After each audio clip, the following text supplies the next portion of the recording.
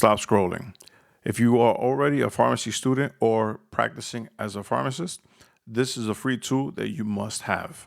The name of this tool is the AI PharmD Assistant, and I will further on the video explain the step-by-step process to access it.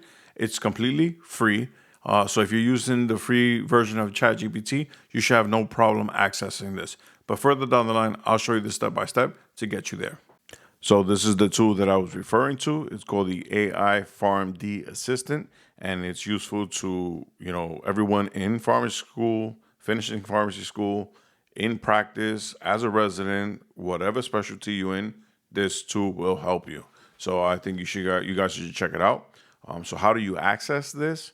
Let me just, so that way you can see how to also save it.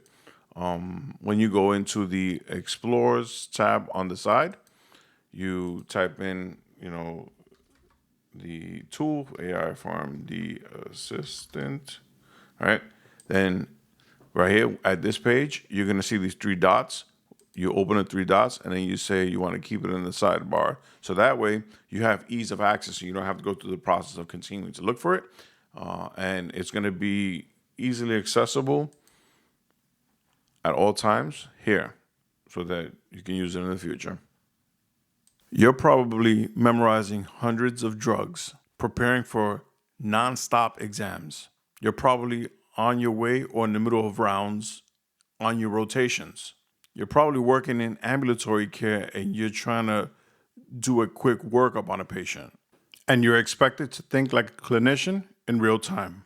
I graduated in 2017, and even now, clinicians are expected to find answers in seconds. So I can't even imagine what students are up against today. That is exactly why I built the AI PharmD Assistant. It's to give you instant clinical guidance without the overwhelm. All you need to do is enter patient key data and nothing specific because it is not HIPAA compliant. So I'm being very transparent here. Do not enter full names. Do not enter social security numbers. Do not enter date of births, okay? You just want to enter generic information that I'll go over in a second. And what it does is that it walks you through exactly what you need to think about next to help guide you in your clinical judgment. Now, let me show you some convenience. So this is the front of the page. What you want to do is, so if you want to get started, if you're about to do rounds or work upon a patient, you hit the clinical rotations mode. Then it's going to ask you to confirm, to either accept or decline the terms of service, because like I mentioned earlier, it's not HIPAA compliant. It's for educational uses only. And you're not able to upload textbook pages and commercial preparation material or copyrighted resources, anything from institutions. You have to accept and you have to not do those things when you're using this. Okay, so let's say we accept. Okay, now it's going to go on to the actual tool, right? So I want to highlight the quick intake form because that gives you, I guess, a workup, an initial workup, so that way you can move on to, the other parts of your job. So let's.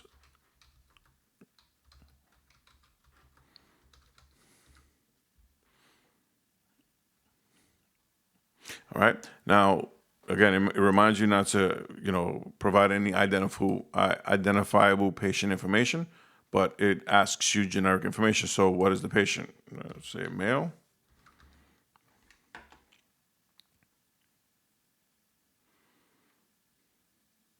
Okay. Now it's asking for the age. We're just putting the numerical age. So let's say 79.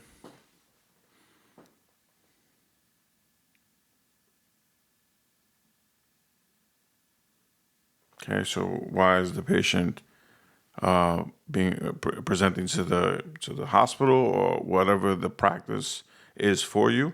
But we're gonna say he came in with a fever and chills with limited mobility due to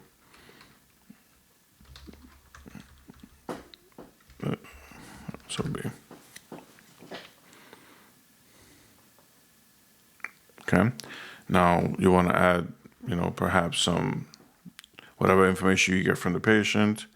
So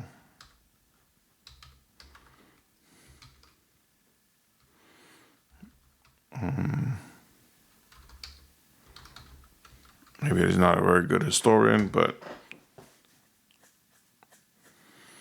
now the cool thing about this is that it generates the medications you typically would see in those disease states that you select, but here you're going to be more specific about what the patient's actually taking. So I'm going to keep it, kind of brief to not make this video too long. Metformin.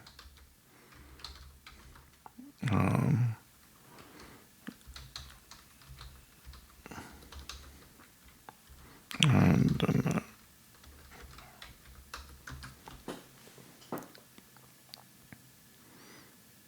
all right, and once you get that, you get some more information. Does the patient have any allergies? Let's say amoxicillin.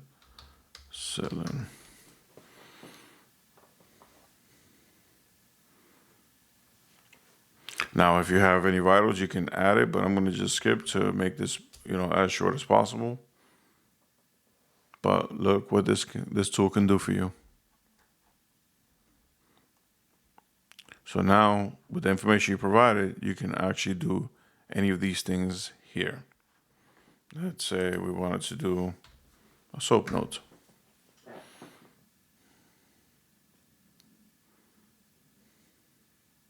And I would say you use this as, as a starting point. You don't have to copy it word for word, but the idea is that it's a starting point. So like if you have a rotation or you have notes you want to write in a patient's chart, it generates pretty good information in a matter of seconds.